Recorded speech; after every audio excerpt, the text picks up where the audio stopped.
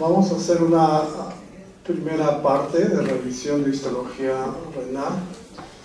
Vamos a hablar después de lo que es las malformaciones congénitas renales. Y hoy día hacemos patología glomerular y glomerulonefritis crónica. Siguiente lunes hacemos la segunda parte de lo que es ya enfermedades inflamatorias y hablamos también de los tumores renales. Este es un riñón normal, tiene más o menos unas dimensiones de 12 por 6 por 3, pesa 150 gramos y en la parte externa vemos una parte clara que corresponde a lo que es la corteza y en la parte interna más oscura lo que es la médula. Al centro es el ilio renal pero este es el seno renal y esto corresponde al ilio renal. Si vemos este esquema vamos a ver que existe, antes de eso mejor retrocedo un poco, en la médula existe dos componentes, lo que se llama la pirámide renal y las columnas renales. Hay un concepto importante que ustedes desde ahora tienen que recordar, lo que es un lóbulo renal. Un lóbulo renal es una pirámide renal con su correspondiente prolongación cortical. Entonces hemos dicho que hay 10, 18 lóbulos, pirámides renales, pues esa es la misma cantidad de lóbulos renales. En un riñón fetal y un riñón pediátrico se puede ver las lobulaciones renales, pero en un riñón adulto ya desaparecen las lobulaciones renales. Cuando persisten estas lobulaciones renales en un riñón adulto ya es una anomalía congénita. Vamos a hablar de la estructura más importante que tiene el riñón, que son la nefrona o el nefrón. La nefrona o nefrón está formada por el corpúsculo renal y el sistema tubular.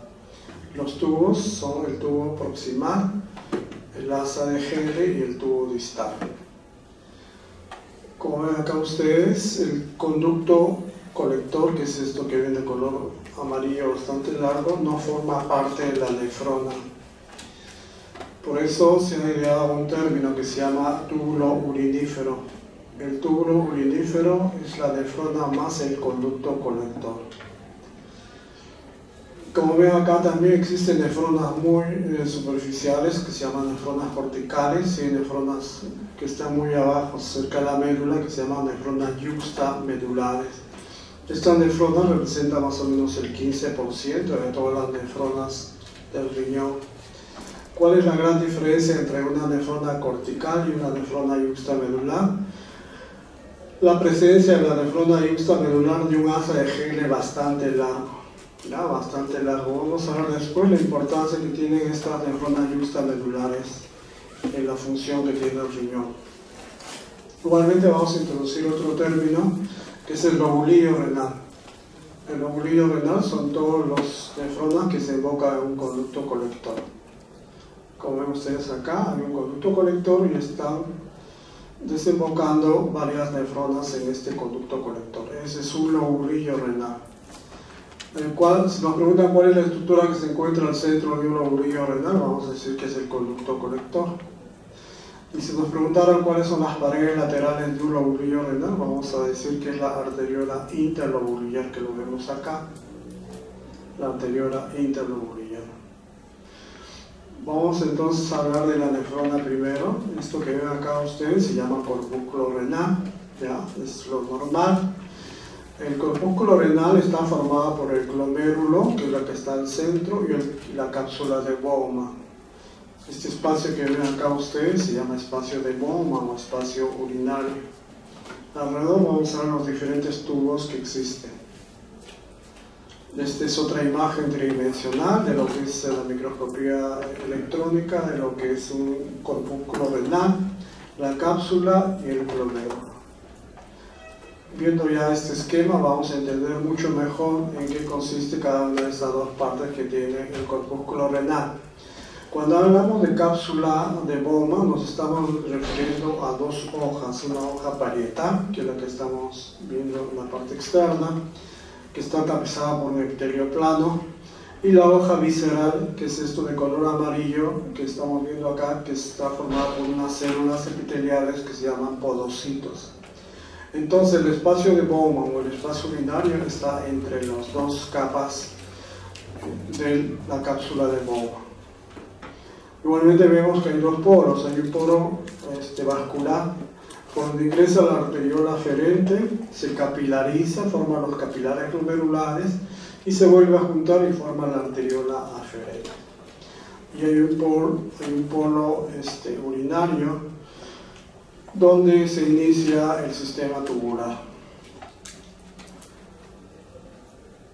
Si vemos mucho mejor el podocito o la hoja visceral de la cápsula de Bowman, vemos que este podocito es una célula que no está en contacto completo con la lámina basal glomerular, que es la que es de color celeste.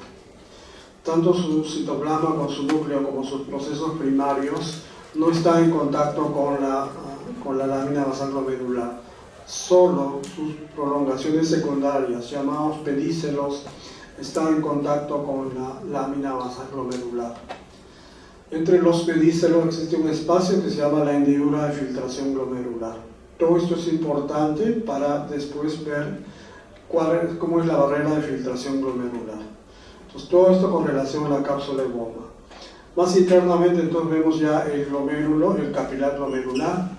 Este capilar sanguíneo es del tipo fenestrado, es decir, tiene poros o fenestraciones que estamos viendo acá, y tiene una lámina basal continua. Todo eso está explicado acá, ¿no? Y en la zona de la membrana o de la hendidura de filtración existe proteínas que tienen que ver con la facilita el traslado, el traspase de las moléculas. Acá vemos una microscopía electrónica del podocito que está encima y solamente sus pedícelos están en contacto con la lámina basal glomerular. Hablando de la lámina basal glomerular, vemos que esta está formada por tres capas desde el punto de vista de microscopía electrónica. La lámina densa central, que es rica en colágeno tipo 4, y esta le da la propiedad de ser una barrera física, es decir, no deja pasar moléculas mayores de 70.000 Daltons.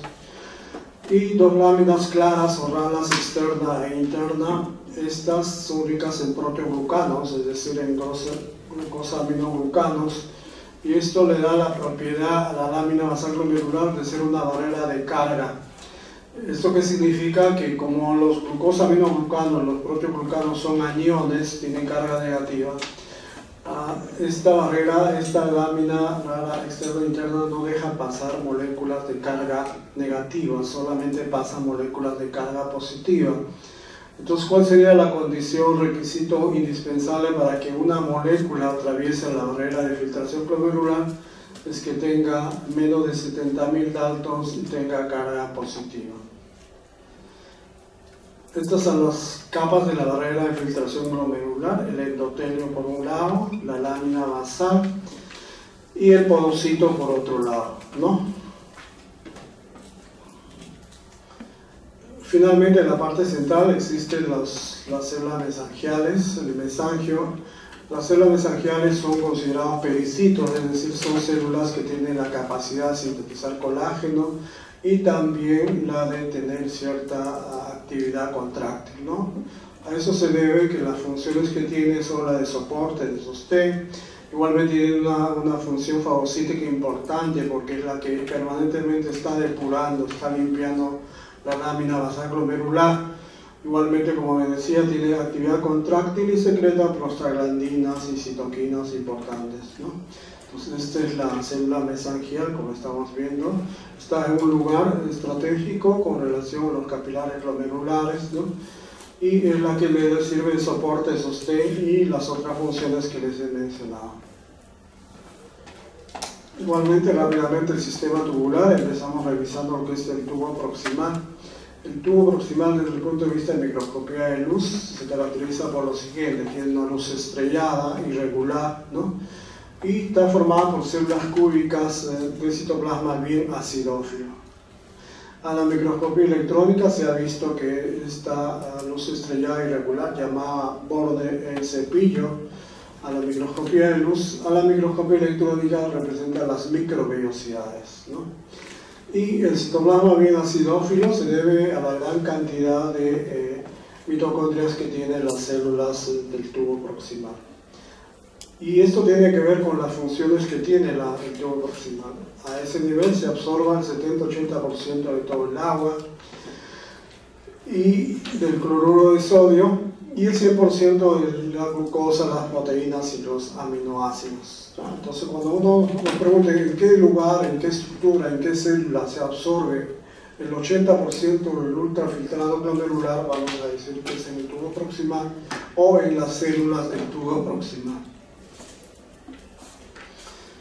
Vamos a hablar ahora del asa de Henle, y acá es bueno que recordemos que mencionamos que había dos tipos de nefronas, ¿no? Unas corticales y unas nefronas yuxtamedulares. Las nefronas yuxtamedulares son las que tienen el asa de Henle bastante larga, y a la microscopía de luz lo característico del asa de Henle, para que ustedes recuerden, es que está tapizado con un epitelio simple plano, es como si fueran células endoteliales solamente. A la microscopía electrónica, algunos han visto varios tipos de células, como ven acá ustedes, ¿no? Pero las más comunes son las del tipo 1. Con relación a la función, es importante que recordemos que a nivel del asa de Henle se absorbe el 15% del agua y el 25% del cloruro de sodio. Y la función va a ser diferente si hablamos de la porción descendente o hablamos de la porción ascendente. La porción descendente es muy permeable al agua y menos permeable a las sales, mientras que la porción ascendente es impermeable al agua y muy permeable a las sales. Esto hace que el asa de Henle, esta que sobre todo las nefronas yuxtamedulares, tengan una función importante relacionada a la capacidad que tiene el riñón de concentrar la orina. Y para eso tenemos que hablar de lo que se llama el mecanismo multiplicador de contracorriente.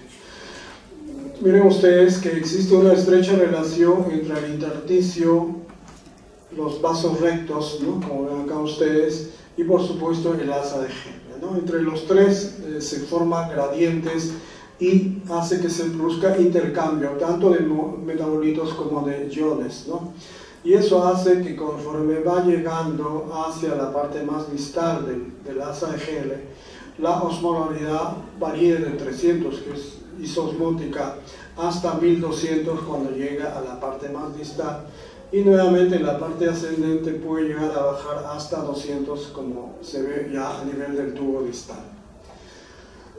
El tubo distal, a diferencia del tubo proximal, es mucho más escaso a nivel cortical, solamente hay una relación de 7:1 con relación al tubo proximal, ¿no? Por cada 7 proximales encontramos un tubo distal.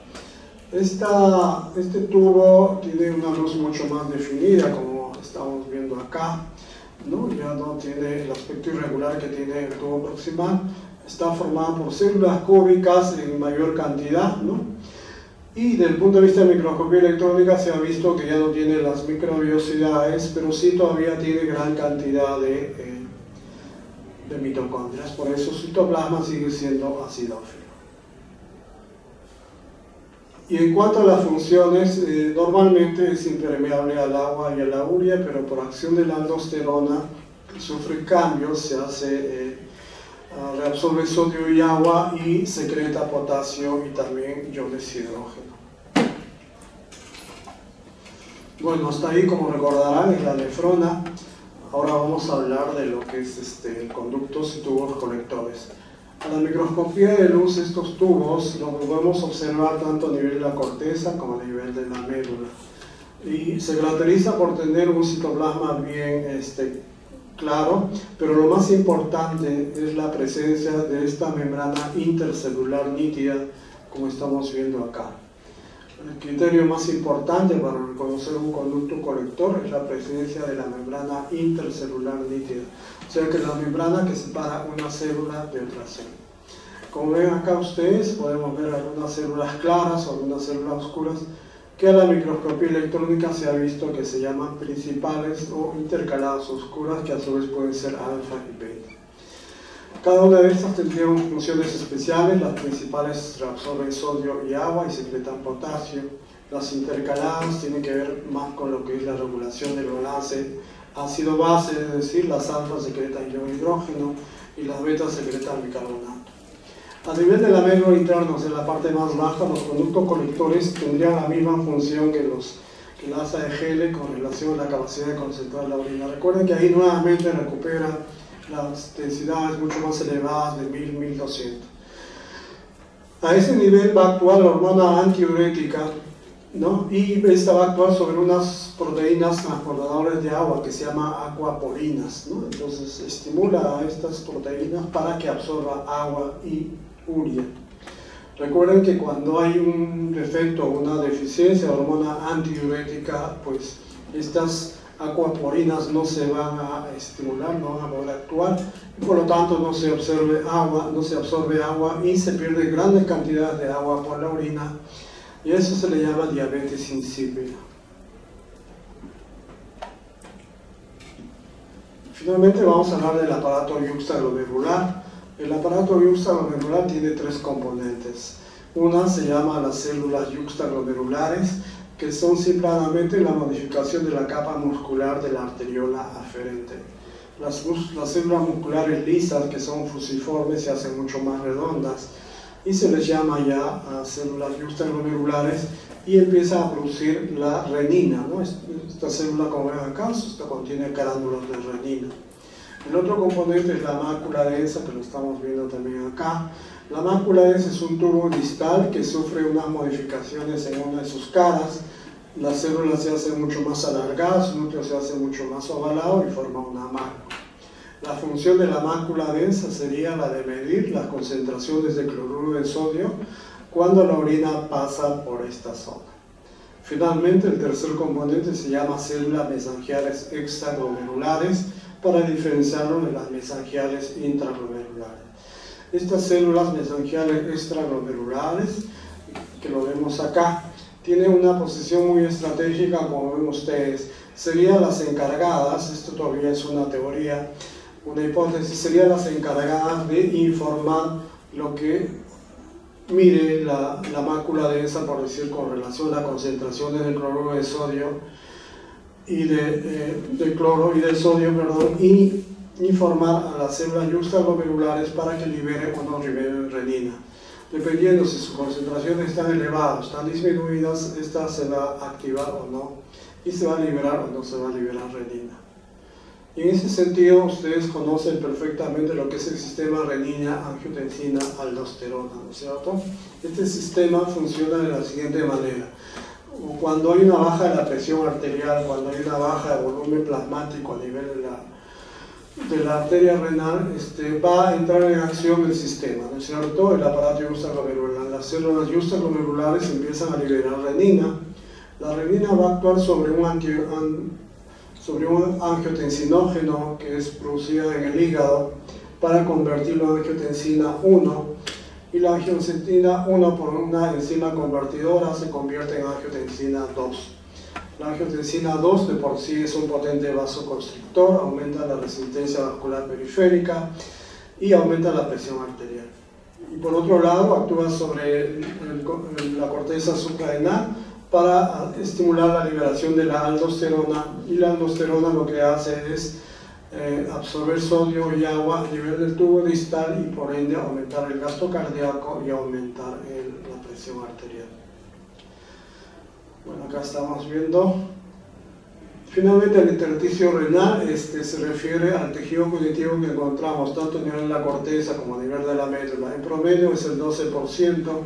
Se sabe que a nivel de la corteza es solamente el 8% y a nivel de la médula solamente el 8%.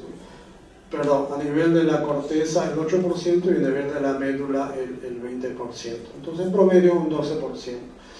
El intersticio está formado por fibras, por célula, por matriz extracelular y por célula. Dentro de las células, los fibroblastos, los macrófagos. Acá hay una corrección con relación a la grabación. Esto es algo último que recién se ha incluido en los textos de histología. Las células intersticiales medulares, las medulares, producen una hormona que se llama la medulolipina 1, se convierte en medulolipina 2, que es un vasodilatador.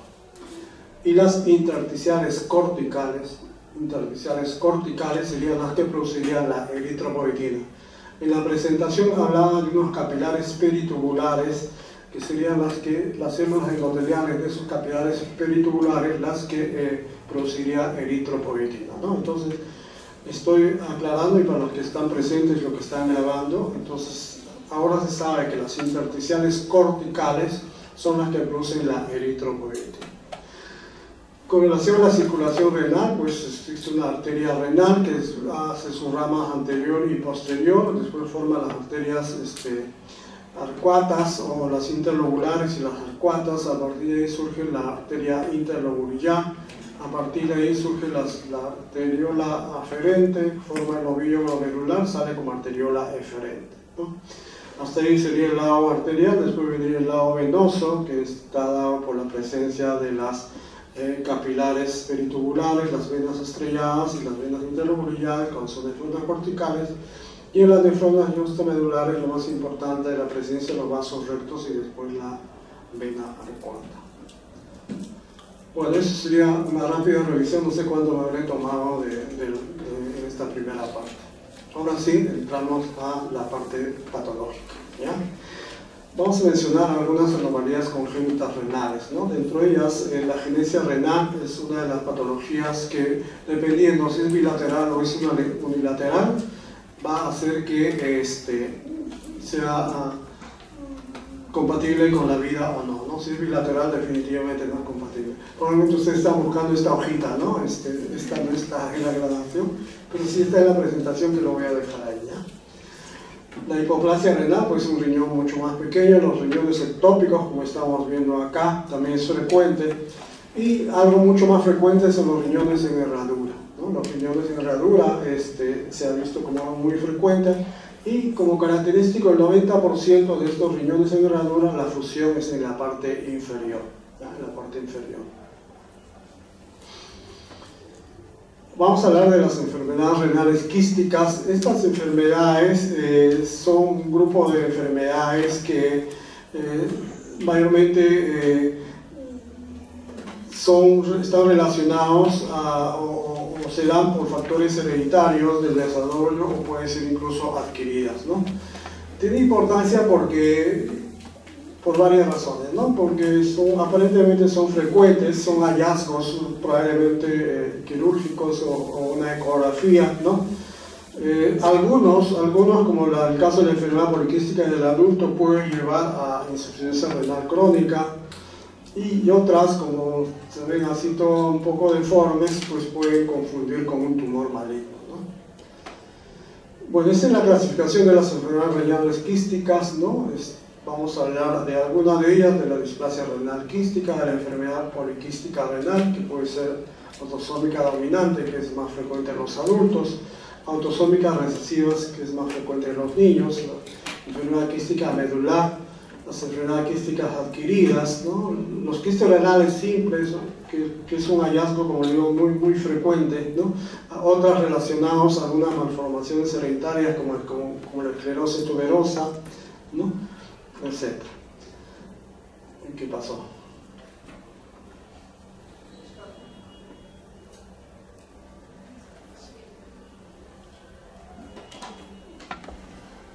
Bueno, empecemos a hablar entonces de la displasia renal quística, ¿no? Esta enfermedad es una alteración de la diferenciación del metanefros, ¿no? A eso se debe que podemos encontrar desde el punto de vista histológico la persistencia de algunas estructuras normales. Entonces, cuando veamos en un riñón restos de cartílago, de vesícula indiferenciada, con nucleos colectores inmaduros, ¿no? Y con un patrón de organización lobular, pues hay que pensar que puede ser una displasia renal quística, ¿no? Y puede ser unilateral o bilateral, pero casi siempre es poliquístico. O sea, aparte de las estructuras sólidas que vamos a ver la gran cantidad de quistes dentro del riñón. Vamos a hablar ahora de las enfermedades poliquísticas renales, primero con la autosómica dominante, como dijimos, es más frecuente en los adultos, ¿ya? Igual, como ven ustedes acá, se ven múltiples quistes en ambos riñones, ¿no? que en algunos casos puede llevar a la insuficiencia renal, un 5 a 10% puede llevar a la insuficiencia renal, pero con la edad igualmente esto se puede incrementar mucho más, ¿no?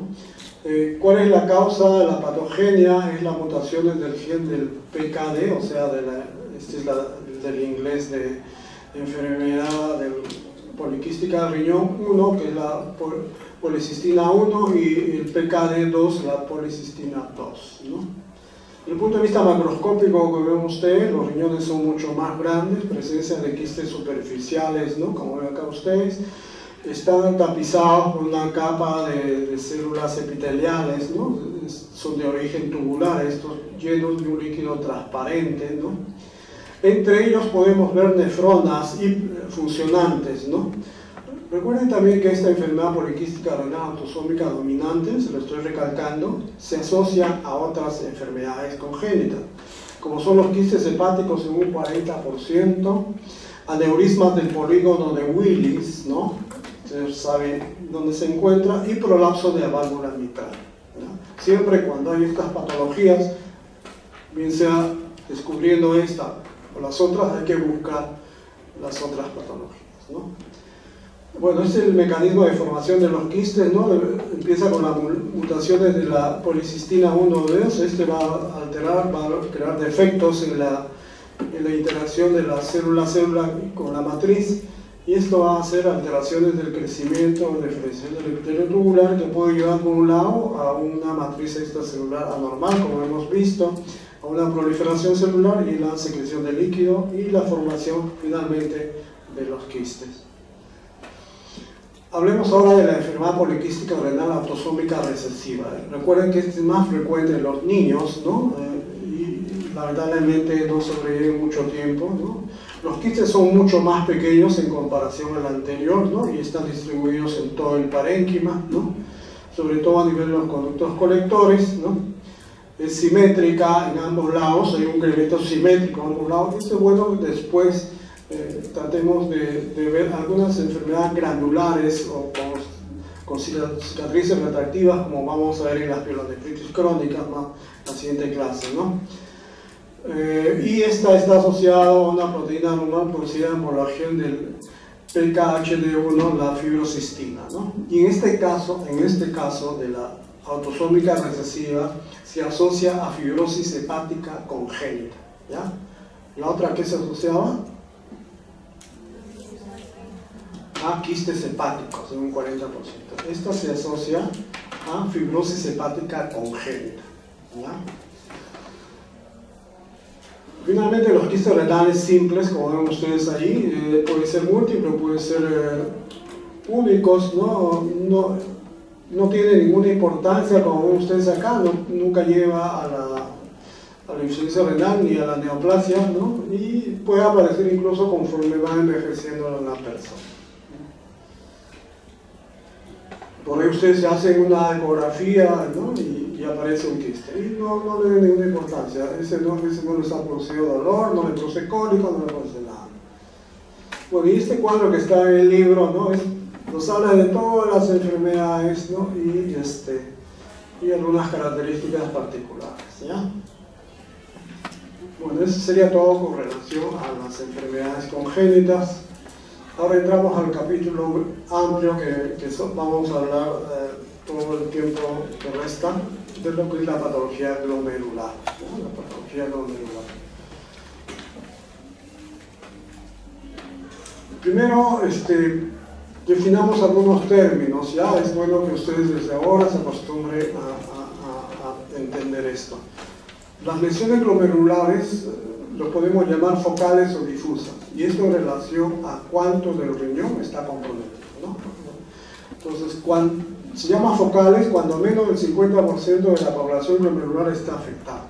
A nosotros nos mandan una biopsia de riñón y contamos todos los glomérulos que hay en esa biopsia. Si vemos que todos los glomérulos están comprometidos, hablamos de una enfermedad glomerular difusa, Pero si está menos del 50% de cubrimiento, entonces hablamos de una enfermedad glomerular focal.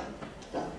Después vamos a ver dentro del glomérulo, qué porcentaje está afectado dentro del glomérulo.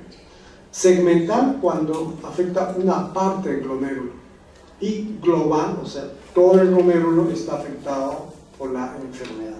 Entonces vamos a encontrar glomerulonefritis focal y segmental. Vamos a encontrar glomerulonefritis difusa, ¿no? Global, una cosa así. Va a haber una mezcla, una combinación, y ustedes cuando veamos la clasificación más adelante se van a dar cuenta. Hay algunos estudios que tienen que hacerse sí o sí.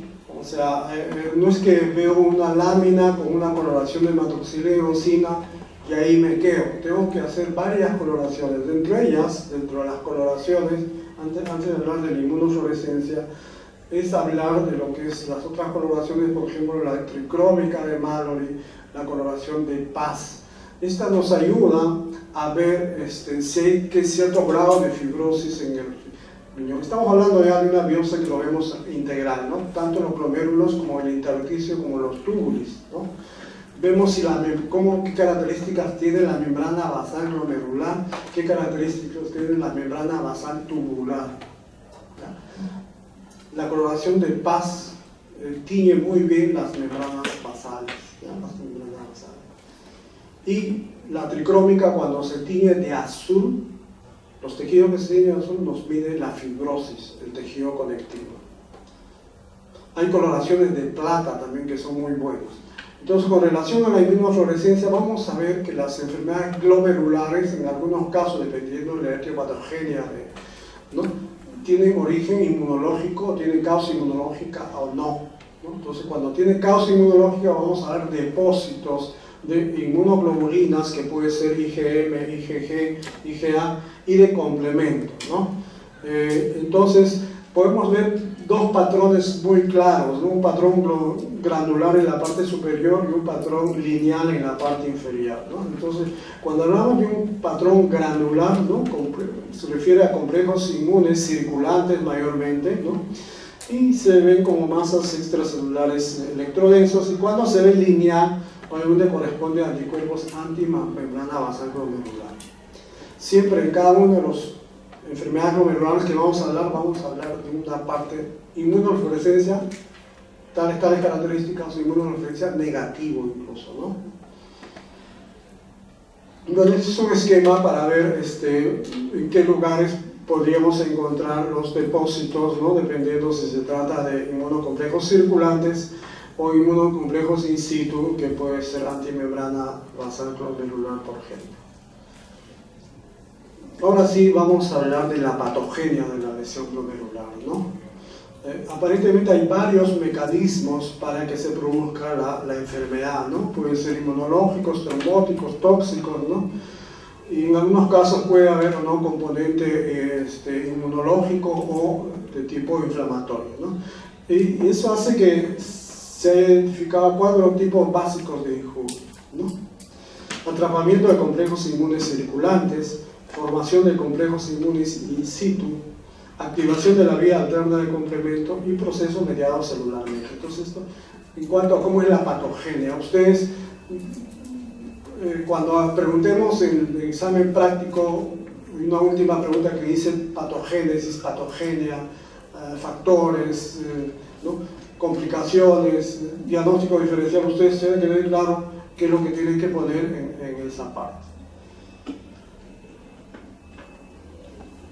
Y esto no se ve muy bien, pero es para lo mismo, ¿no? El mecanismo inmunológico de la glomerulopatía, si es por activación in situ de los antígenos, ¿no? Dentro de ellos la enfermedad antimembrana basal glomerular, depósitos de complejos antígenos anticuerpos circulantes, ¿no? Como en caso de las enfermedades por complejos inmunes circulantes, ¿no?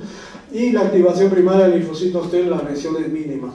Vamos a hablar de las lesiones mínimas de una enfermedad que se llama cambios mínimos, que aparentemente tendría un origen relacionado a linfocitos T, ¿no? Todo esto va a hacer que se liberen mediadores de la inflamación, ¿no? Que por un lado pueden activar la vía de la coagulación, por otro lado la vía del complemento y producir la lesión glomerular. Igual, este es todo un rollo largo, ¿no? Para explicar nuevamente la patogenia de la relación glomerular, pero en realidad relaciona lo mismo que hemos estado mencionando. Depósito de anticuerpos, injuria celular, activación de la vía alternativa del complemento. Cuando hablamos de depósito de anticuerpos, esta puede ser contra antígenos in situ, que puede ser a su vez intrínseco o plantados, o complejos inmunes circulantes. Y ahí vemos algunos ejemplos, ¿no? Cuando se trata de antígenos intrínsecos, vemos como ejemplo, por ejemplo, el síndrome de Cook-Pasteur, nefritis de Heymann. Cuando hablamos de antígenos plantados, estamos hablando mayormente de enfermedades relacionadas a medicamentos, agentes infecciosos, por ejemplo, y complejos inmunos circulantes, ¿no? Que pueden ser a su vez endógenos o exógenos, ¿no? Y que estas vamos a ver en algunas enfermedades como hepatitis, como el lupus, ¿no? Y finalmente la injuria inmune mediada por células por linfocitos T sensibilizados. Esto hace que a la larga haya un correlato clínico patológico, ¿no? O sea, va a haber síndromes clínicos, que vamos a verlo a continuación, dentro de ellos el síndrome nefrótico, síndrome nefrítico, ¿no? La insuficiencia renal, y esto a su vez va a crear unos patrones histopatológicos, ¿no? Entonces, va a haber casos donde va a haber cuadro clínico con patrón histopatológico y en otros casos un mismo patrón para diferentes cuadros síndromes clínicos. Entonces, dentro de los síndromes glomerulares, que ustedes lo van a ver mucho mejor en la parte clínica, hablamos de síndromes nefríticos agudos. Cuando hablamos de síndrome nefrítico nos estamos refiriendo sí o sí a que estos pacientes cursan con hematuria, con hiperalcemia, o sea, con compromiso de la función renal, proteinuria variable, o sea, no es lo más importante la proteinuria, la oliguria, el edema igualmente no está importante, pero sí la hipertensión, ¿ya? Entonces, siempre recuerden, síndrome nefrítico, hematuria, alteración de la función, hiperalcemia y hipertensión. Cuando hablamos de glomerulonefritis rápidamente progresiva, una de las enfermedades glomerulares más severas y de mal pronóstico, cursa como nefritis aguda, proteinuria e insuficiencia renal aguda.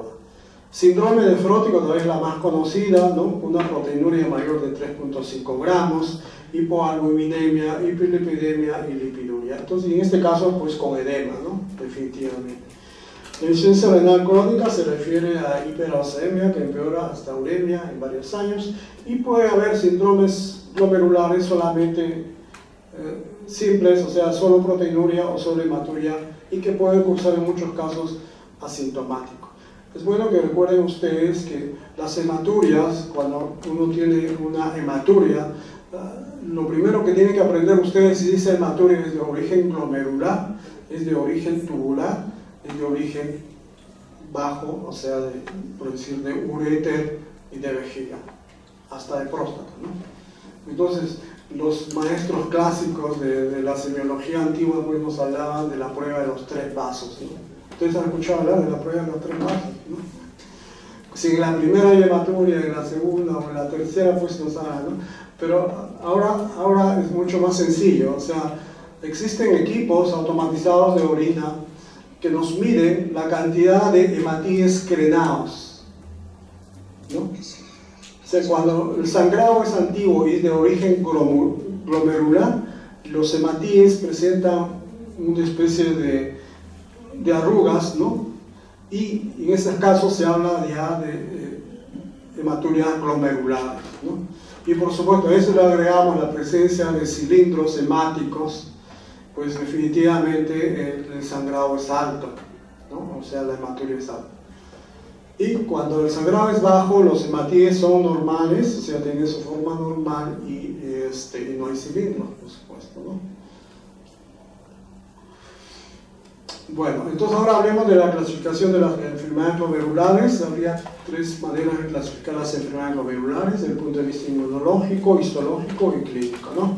Desde el punto de vista inmunológico está relacionado a la patogenia que hemos explicado, enfermedades por inmunocomplejos circulantes, como el caso de la nefropatía IgA, púrpura de Heno-Schönlein, nefritis lúpica, endocarditis bacteriana. Por inmunocomplejos in situ, la glomerulonefritis poststreptocócica, la glomerulonefritis membranosa. Enfermedades por anticuerpos antimembrana basal glomerular, el síndrome de Kuch-Pasteur. La glomerulonefritis rápidamente progresiva idiopática, la enfermedad mediada por células, la de cambios mínimos, y la glomerulosclerosis focal y segmentaria. Desde el punto de vista lógico, entonces va a haber las glomerulopatías idiopáticas y vamos a ver también las secundarias, ¿no? La de cambios mínimos, focal y segmentaria. Vamos a desarrollar cada una de estas, las mesangias proliferativas IgA, IgM, las agudas proliferativas, que es lo mismo que decir las postestreptocócicas, la membrana proliferativa, o bueno, si son idiopáticas ya no sería la postestreptocócica, la membrana proliferativa, la membranosa, ¿no? Etc. Y la clasificación por grandes síndromes igual, ¿no? De tipo asintomático, con síndrome nefrótico, nefrítico, rápidamente progresivas, y las glomerulonefritis crónicas. La glomerulonefritis crónica, como vamos a ver al final, es la etapa terminal de todas las glomerulopatías, sobre todo de las que van a progresar hacia la cronicidad, ¿no? Bueno, vamos a ver varios cuadros con relación al síndrome nefrótico. Cuando hablamos de síndrome nefrótico estamos hablando de proteinuria mayor de 3.5, hipoalbuminemia, edema e hiperlipidemia, ¿no? Todo esto está relacionado a un daño estructural grande a nivel de los capilares, ¿no?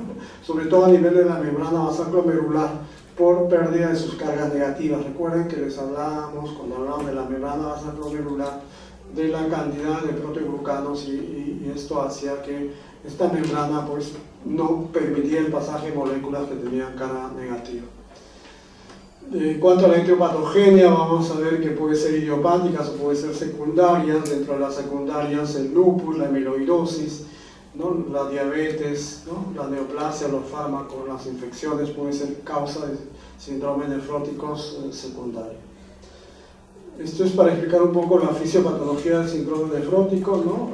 Todo empieza con una alteración de la permeabilidad glomerular que lleva a la proteinuria. Esto puede ir a la albuminuria, la hipoalbuminemia, baja en la presión oncótica, el volumen vascular, y lleva al edema por un lado, ¿no? Por otro lado, va a alterar lo que es una disminución de los inhibidores de la coagulación, dentro de la antitrombina 3, aumenta la hipercoagulabilidad y la posibilidad de que pueda producirse trombos, ¿no? Y por otro lado, al disminuir el IgE, infecciones, al bajar la albúmina, malnutrición, y así sucesivamente, ¿no? Este es un cuadro igualmente para explicar las causas del edema, bien sea por la proteinuria, como también por el tema de retención primaria de sodio que puede ocurrir. Cuando hablamos de síndrome nefrítico, nos estamos refiriendo mayormente a un proceso renal agudo que se manifiesta por hematuria, ¿no? Con cilindros hemáticos, proteinuria moderada, menos de 2, insuficiencia renal, definitivamente, hipertensión y edema en algunos casos. Igualmente, la etiopatogenia o las causas de las glomerulopatías que cursan con síndrome nefrótico. Lo primero, lo más sencillo que tienen que aprender es cuál de las glomerulopatías cursan con síndrome nefrótico, cuál de las glomerulopatías cursan con síndrome nefrítico. ¿Ya? Es la pregunta básica que yo les puedo hacer, ¿no? Para que ustedes recuerden desde ahora, ¿no? Entonces, las glomerulonefritis idiopáticas, la aguda postestreptóxica, es una de las... Cuando yo les pregunte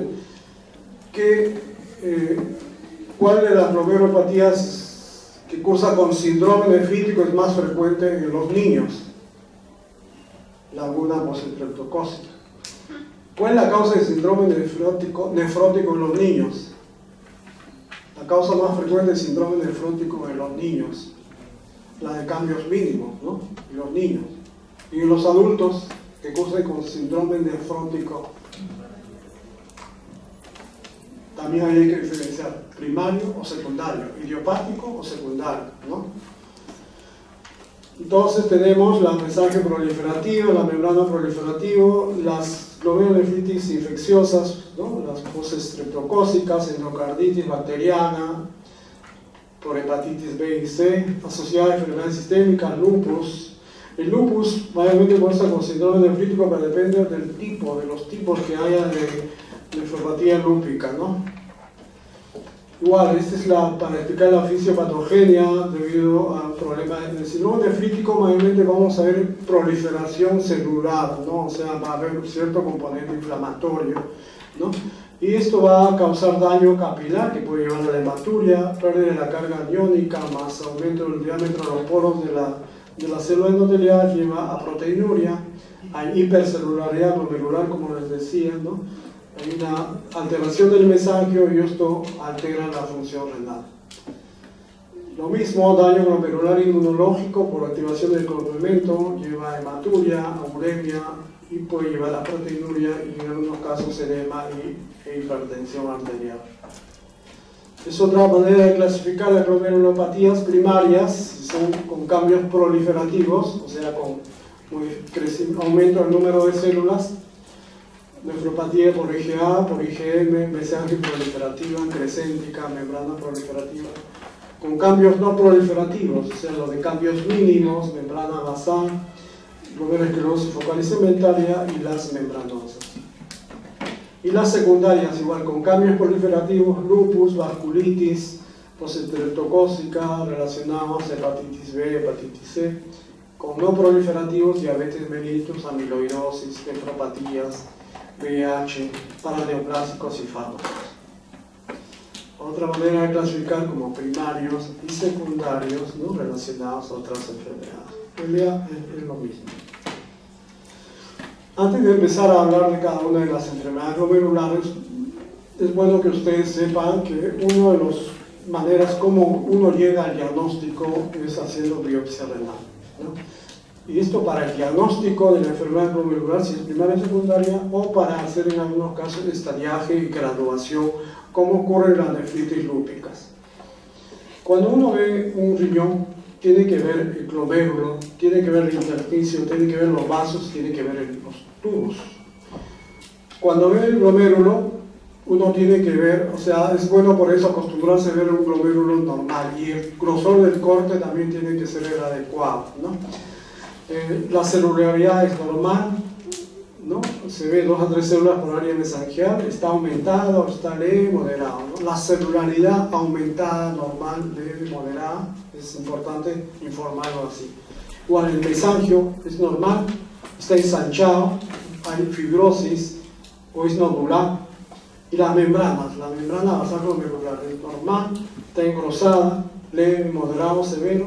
Hay desdoblamiento, que es una de las patologías que vamos a ver que es característico, presencia de complejos, ¿no? El intersticio, hay edema, fibrosis, hay proceso inflamatorio agudo, crónico, dependiendo. Compromiso de los vasos, muy importante saber si en esa enfermedad hay compromiso, ¿no?, de los vasos sanguíneos, ¿no? Y este puede ser por degeneración hialina, fibrinoide, ¿no?, como vamos a ver en la próxima clase. Igualmente los túbulos, existe integridad de los tubos, hay necrosis, descamación, hay atrofia, hay dilatación, ¿no? Y el estudio inmunológico, inmunofluorescencia, al final, igualmente nos va a ayudar muchísimo. ¿Listo? Ahora vamos a empezar a revisar algunas enfermedades más importantes.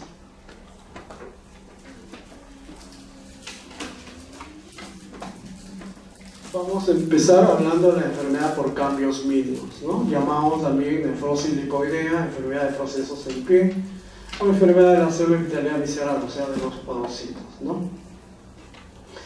Se presenta clínicamente como síndrome nefrótico en los niños, ¿ya? En los niños y en los adolescentes también, ¿no?, que puede mejorar con los corticoides. Es una característica muy importante, que esta es una de las enfermedades glomerulopatías más benignas, podemos llamarlo.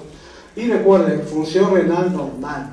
O sea, siempre cuando uno ve una biopsia de riñón, glomérulos normales, o sea, glomérulos normales a la biopsia renal. Su etiología patogénica es desconocida, aunque como les había mencionado, se traería de un desorden mediado inmunológicamente, ¿no?, de tipo celular. Está muy relacionada a la enfermedad de Hodgkin, ¿no?, y puede estar relacionada a una linfoquina normal, otro factor producido por células T anormales. Desde el punto de vista entonces patológico, a la microscopía óptica se ven glomérulos normales, ¿no? La inmunofluorescencia no revela depósitos, ¿no? Como algo muy característico. En algunos casos se describe la presencia de IgM y con o sin complemento C3. Bueno, pero no grave ese concepto que no revela depósitos, ¿ya? No van a decir que por ahí no, pero dijeron, está puesto, no. Lo característico, hablemos siempre, cuando hablamos de enfermedades tenemos que enseñarnos lo más característico, lo más frecuente, lo más importante. La microscopía electrónica revela fusión o pérdida de los procesos en pie, o sea, de los pedícelos. ¿Se acuerdan que les decía que los podocitos estaban así como encima y solo los pedícelos entran en contacto con la membrana basal glomerular? En este caso, todo el podocito está pegado encima de la lámina basal glomerular, ¿no? Y en los tubos proximales vamos a ver algo de gotitas de lípido, por eso se llama nefrosis lipoidea. Estoy retrocediendo. Miren ustedes, miren lo que se ve, ¿no? Acá está el podocito completamente pegado a la lámina basal glomerular, ¿no? Completamente pegado a la lámina basal glomerular. Hablemos ahora de la siguiente patología, que es la glomerulosclerosis focal y segmentaria. Entonces, cuando dice focal y segmentaria, ¿a qué se refiere? A que abarca menos del 50% de los glomérulos, y en esos glomérulos igualmente una parte del glomérulo nada más, ¿no es cierto? Focal y segmental. Cursa con síndrome nefrótico, puede cursar con hematuria, pero una de las grandes diferencias con el anterior, porque se parece en algo al anterior, es que puede progresar a la falla renal, ¿ya? A insuficiencia renal. Al final yo les voy a mostrar un cuadro de glomerulonefritis crónica y que lleva a la insuficiencia renal crónica, y van a ver cuál de las glomerulopatías es la que lleva más a la insuficiencia renal crónica. Desde el punto de vista de microscopía óptica vamos a ver diagnosis de esclerosis focal, ¿no? Periliar, segmental, ¿no? Leve o moderada celularidad, ¿no? Comienza con los glomérulos yuxtaglomerulares, este video está con rojo, creo que está en otra parte. Y la inmunofluorescencia puede haber depósitos de IgM y C3, ¿ya? Segmentales, ¿no? Ocasionalmente mesangiales, ¿no? Ocasionalmente. Y la microscopía electrónica, miren ustedes, fusión de los procesos en pie, o sea, igual que el anterior, pero con una diferenciación, con desprendimiento focal de los podocitos y desnudación de la membrana basal glomerular subyacente.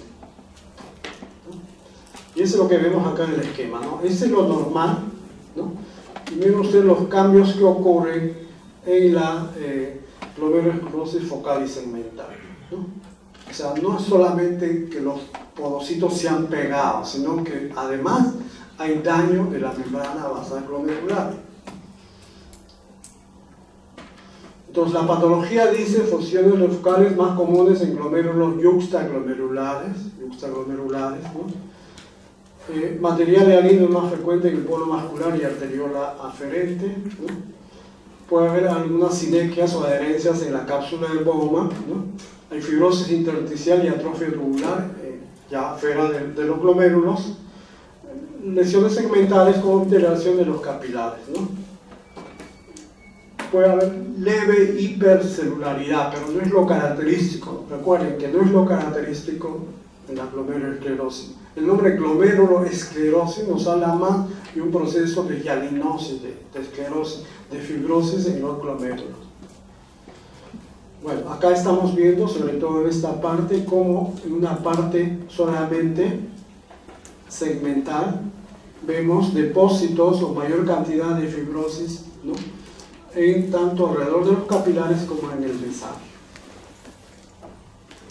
Igual acá, esta es la coloración de tricrómica que les mencionaba, ¿no? Lo que vemos de azul es fibrosis, es tejido conectivo. Acá lo estamos viendo de color rosado, pero cuando lo coloreamos ya con tricrómica ya lo vemos mucho mejor.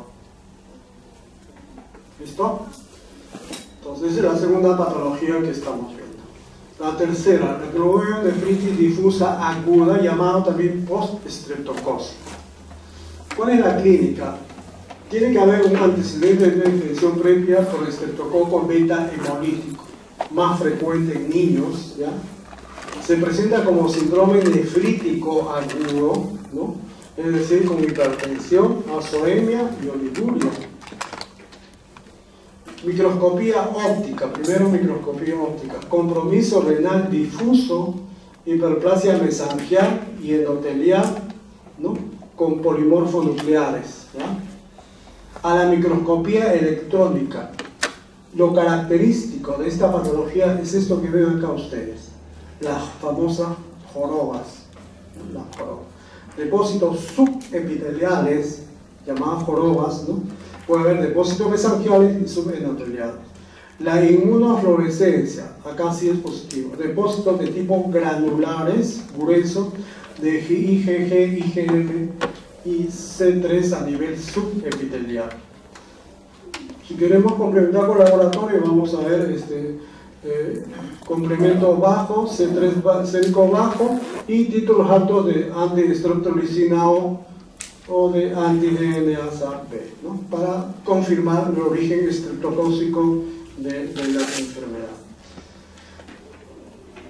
La glomerulonefritis postestreptococa aparece de 1 a 4 semanas después de la afección de la faringe o de la piel, ¿no? O sea, un niño tiene una afección faríngea de la piel y después de 4 semanas aparece un cuadro, un síndrome nefrítico. 100% hay que sospechar de que sea postestreptocócico, ¿no? Afecta a niños de 6 a 10 años. Las cepas estreptococo beta hemolíticos, que son nefritogénicos, porque recuerden que hay cardiogénicos, ¿no? O cardiogénicos, no sé cómo se llaman, ¿no? En el 90% de los casos son tipo 12, 4 y 1. 12, 4 y 1. Las que producen fiebre reumática, en algunos casos, son otros, ¿no?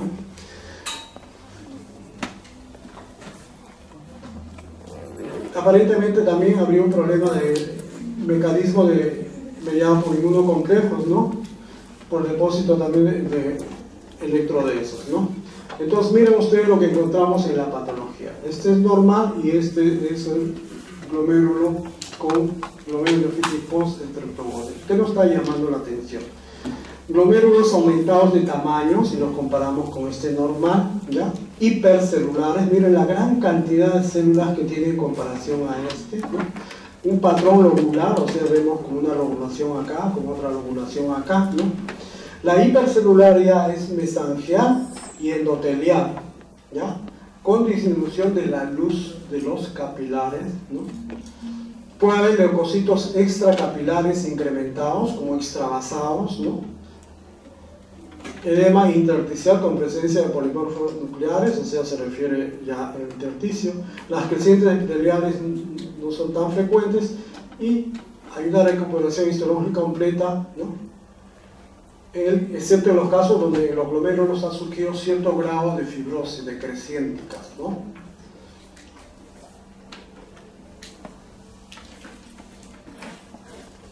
Creo que eso es todo, ¿no? Vamos a hablar ahora de otra patología que es la glomerulonefritis membranosa, ¿no? Una característica de la glomerulonefritis membranosa es síndrome nefrótico.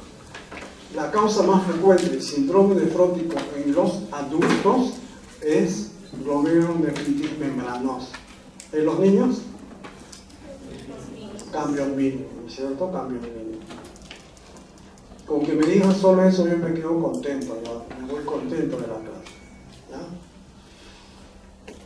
Puede haber en algunos casos hematuриas microscópicas, ¿no? Recuerden que en este caso es más resistente a los esteroides, ¿ya?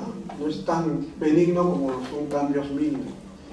¿Cuál es la microscopía óptica? Miren ustedes la microscopía óptica. Ustedes, ¿no? Estos asas de alambre, o sea, estos membranas basales rígidas, ¿no? En engrosamiento difuso de las membranas basales, ¿no? Los depósitos son subepiteliales, ¿no? Con la coloración de tricómica lo vamos a ver de color rojo. La microscopía electrónica, depósitos subepiteliales, en el tipo 1, los famosos spikes, ¿no? Las proyecciones en el tipo 2, depósitos intamembranosos en el tipo 3 y engrosamiento de la membrana basal completa en el tipo 4. La inmunofluorescencia, depósitos de granulares de IgM, C3, ¿no? IgM. Y hay una clasificación, como está puesto ahí, tipo 1, tipo 2, tipo 3 y tipo 4, ¿no? En cuanto a la etiología y la patogénesis,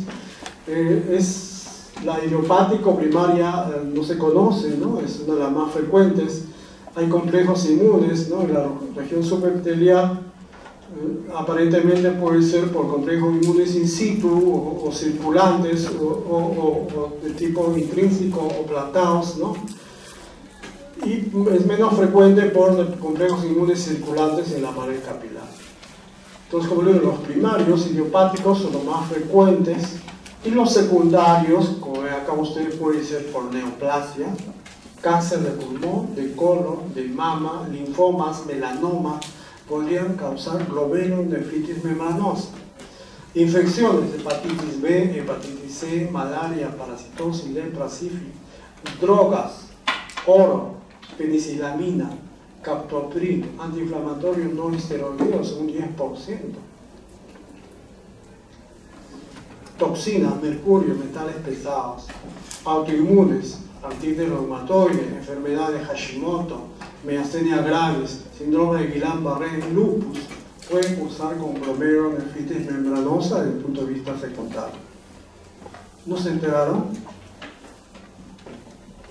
Delegado José, no me vas a quedar mala.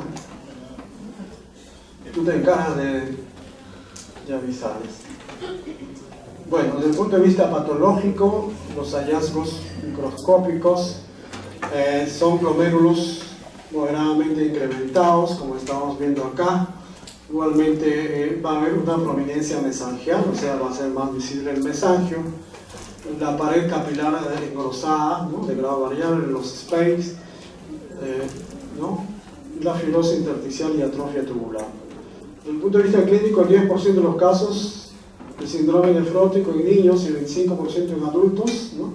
Corresponden a glomerulonefritis membranosa. Entonces, más frecuente en adultos.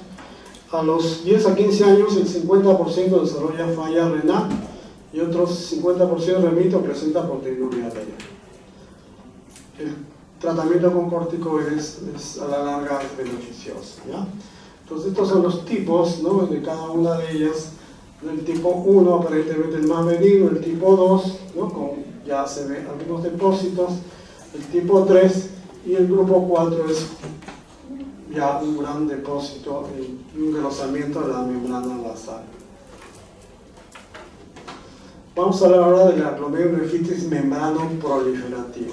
¿Ya? Puede cursar con síndrome nefrótico al 5 o 10%, con síndrome nefrítico agudo, hematuria y falla renal rápidamente progresiva, ¿no? Es una de las glomerulonefritis igualmente más de mal pronóstico. La microscopía óptica, doble contorno de la membrana basal, algo característico de las glomerulonefritis membrana proliferativa. Doble contorno de la membrana basal. Si bien es cierto, este es uno de los tipos que vamos a ver, ¿no? Pero como algo característico que yo les podría preguntar en el examen es esto, ¿no? Yo les voy a preguntar así el examen. O sea, en el examen del post-test es una cosa bien sencilla, ¿no? Pero en los exámenes parciales y finales son casos clínicos. Algunos un poco largos, otros un poco cortos. Al doctor Urbina le gusta poner un rollo así bien largo, ¿no? Le pone su sal y pimienta. O sea, pero la idea no es que ustedes hagan diagnóstico clínico, la idea es que ustedes hagan diagnóstico anatomopatológico. Para eso yo tengo que preguntarles de la siguiente manera, ¿no? Yo tengo que preguntarles, paciente de tantos años, pues ya le pongo trabajador, estudiante de medicina, lo que quieran para un poco de relleno, ¿no? Y les digo que presenta síndrome nefrótico, ¿no? Que presenta síndrome nefrótico, ¿no? Y pongo, ¿no? Y síndrome nefrótico y otra cosa más, y el diagnóstico clínico es tal cosa, ¿no? Pongo, diagnóstico clínico es tal cosa. Entonces viene la pregunta es, con ese diagnóstico clínico, ¿cuál es el hallazgo histopatológico más frecuente? ¿O cuál estructura del riñón, del glomérulo está comprometido, está dañado? Entonces, si les digo cambios mínimos, es un niño de 5 años que presenta síndrome nefrótico, el diagnóstico probable es enfermedad por cambios mínimos, ¿no? ¿Cuál es la estructura o cuál es el componente más importante que ha sido afectado en esta enfermedad? A ver, respuesta. El podocito, ¿no? El podocito. O sea, el que está dañado, el que está alterado es el podocito. No es la membrana basal glomerular, ¿no? Es el podocito. Es el podocito. No se olviden. Bueno, entonces en la microscopía electrónica vamos a ver acá sí una interposición mesangial en doble contorno, depósitos subendoteliales y crecimiento directo. Este doble contorno es porque la membrana basal ha sido de alguna manera afectada porque se ha metido un mesangio en la mitad de la membrana basal. A la inmunofluorescencia puede haber depósitos irregulares de C3, ¿no? Y también menos frecuentemente IgG, IgM. Entonces, patología, ¿ya? Patología. Agrandamiento glomerular, ¿no? Acentuación del patrón globular, como estamos viendo acá. Área mesangial expandida, ¿no? Por matriz y por células. Estas son las rosaditas que ven mucho más ensanchadas, es mesangio. Presencia de leucocitos, ¿no? Hasta ahí podría uno decir que es postestreptocócica. Engrosamiento de la pared capilar por interposición mesangial, lo que produce una imagen de doble contorno. Acá no lo vemos tan bien, pero vamos a verlo más adelante. Presencia de medias lunas, no es rara la presencia de medias lunas, ¿no? Y acá estamos viendo las imágenes. Patrón globular, ¿no? Acá, si ustedes ven un poquito, afinan su ojo por donde está el puntero, ven ustedes la presencia de un doble contorno. La presencia de doble contorno. Y acá en la microscopía electrónica con mucha mayor razón, ¿no? Miren usted acá cómo se ha metido este material de otro color en la membrana basal glomerular. Los tipos, ¿no? Hay 3 subtipos, ¿no? La microscopía electrónica y alguna fluorescencia, ¿no? Aparentemente tendría diferente etiología y clínica. El tipo 1 es el más común. El tipo 1 es el más común. Tiene un patrón globular, hipercelularidad mesangial en la microscopía, depósitos subendoteliales, este que ven acá, depósitos subendoteliales, el otro era subepiteliales, ¿se acuerdan? Electrodensos y inmunofluorescencia patrón glandular. El tipo 2, el que está acá, depósitos densos intramembranosos, doble contorno, ¿ya? Es el que da doble contorno. Inmunofluorescencia igualmente C3 y no IgM, ¿ya? Y el tipo 3 sería una suma un poco de los dos del 1, ¿no? Y con depósitos subendoteliales,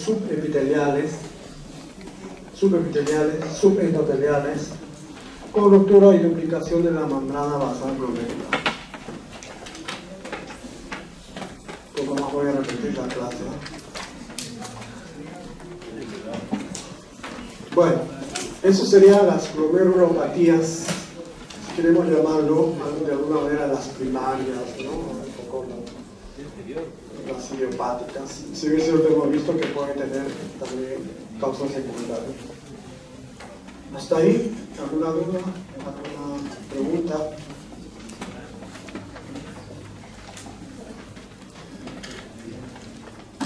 Bueno, vamos a hablar ahora de la nefropatía lúpica.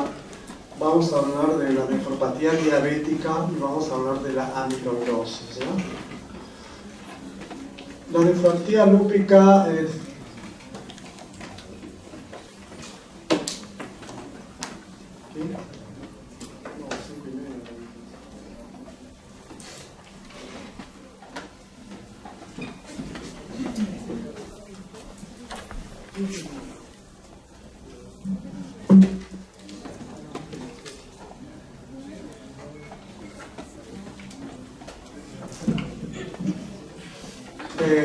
bueno, la nefropatía lúpica es, Como saben ustedes, el lupus es una enfermedad multisistémica que en un 50 a 70% de los casos puede llevar a la nefropatía lúpica, ¿no? Bien sea con síndrome nefrótico o nefrítico. La microscopía óptica puede ser normal, hipercelularidad, vamos a ver que hay los estadios, ¿no? Y algunos cambios característicos del lupus, como el asa de alambre, los trombos, los cuerpos hematoxilínicos.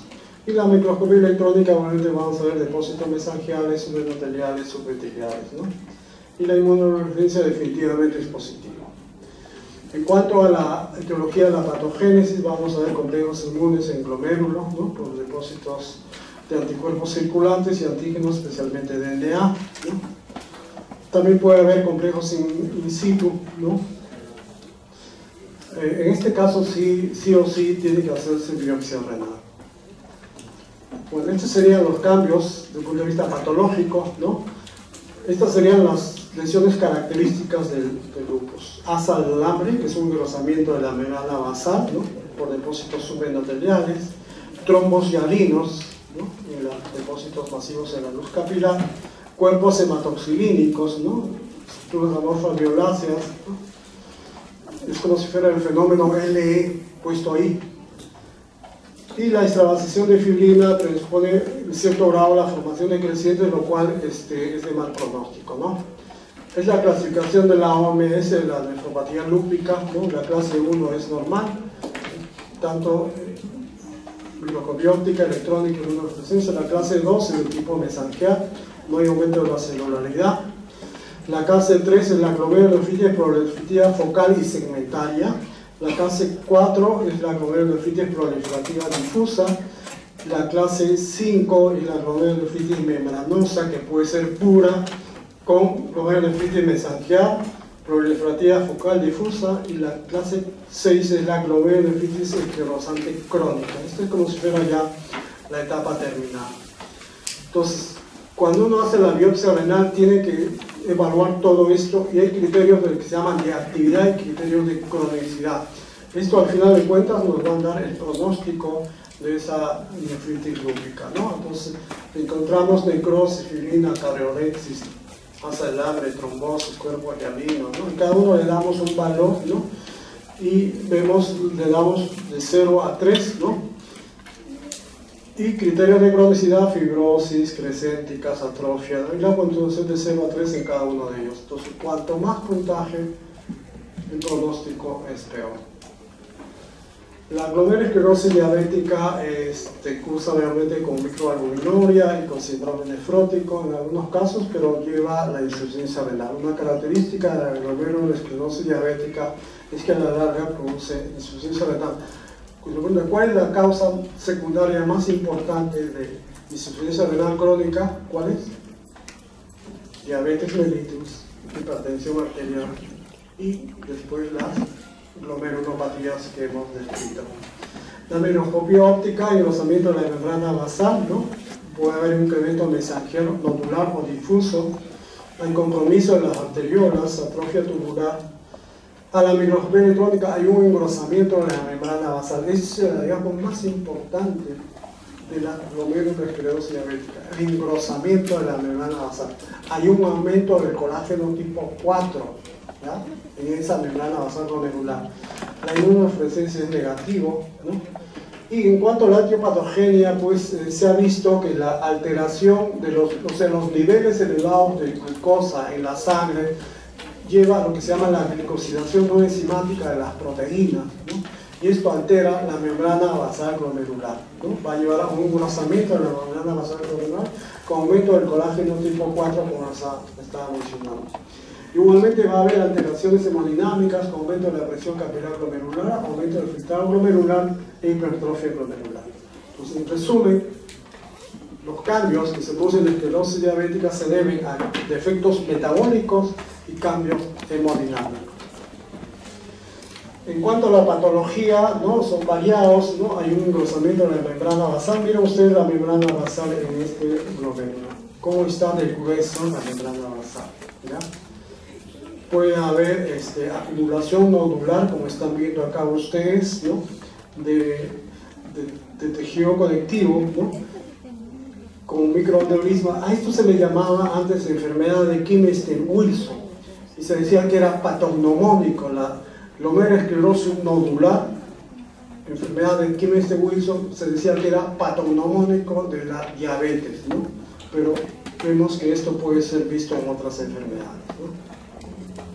Recuerden que dentro de la nefropatía diabética, aparte de la glomerulosclerosis diabética, vamos a encontrar nosotros pielonefritis crónica y lesiones tipo vascular como la papilitis necrotizante, ¿no? Serían las tres de las enfermedades más importantes en la nefropatía diabética.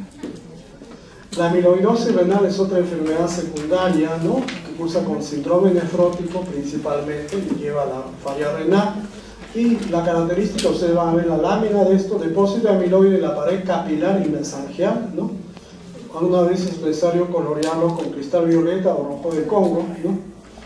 Igualmente los depósitos tipo fibrilar, tipo space subepiteliales, ¿no? La inmunofluorescencia es variable. Recuerden que esta es una enfermedad caracterizada por depósitos extracelulares de material proteináceo en diferentes tejidos. Recuerden que la amiloidosis puede ser primaria, puede ser secundaria a enfermedades crónicas como la tuberculosis, por ejemplo, ¿no? Y puede ser dividido en dos grupos, ¿no? El primer grupo, la proteína es un segmento de cadena ligera de monoglobulinas, los amiloides AL, ¿no? Esta mayormente cursa en la forma primaria o asociada a mieloma múltiple. El segundo grupo es la amiloide AA, ¿no? Que se utiliza en el hígado, o amiloidosis secundaria, ¿no? Esto es de enfermedades inflamatorias crónicas como la tuberculosis, la sociomielitis crónica, la artritis reumatoide. Pues, ¿cuál es la patología?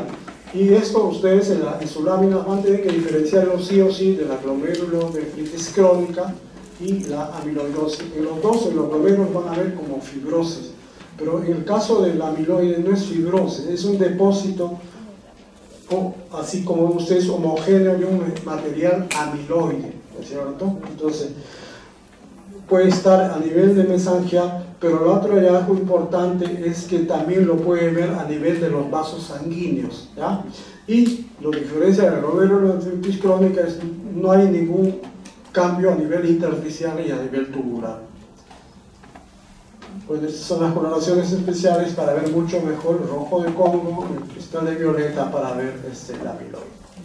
Finalmente, para terminar, vamos a ver la glomerulonefritis rápidamente progresiva. Es una de las glomerulonefritis más severas, fulminantes, que lleva a la insuficiencia renal progresiva, ¿no? Y acá lo característico son los crecientes, ¿ya? Esto que está acá, crecientes, ¿ya? En más del 50% de los casos. Ustedes saben, joroba, spice, doble contorno, ¿no? Tanto, y a la microscopía electrónica no habría cambios característicos salvo la enfermedad subyacente, ¿no?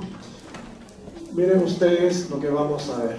Creo que me pasé uno, ¿no? Las crecientes o semilunas es lo que estamos viendo por acá, ¿no? Que surgen de la hoja parietal de la cápsula de goma. La hoja parietal de la cápsula de goma empieza a engrosarse y cada vez, como van a ver en una imagen siguiente, va a ir aumentando y va ahogando a los capilares glomerulares, ¿no? En otras palabras.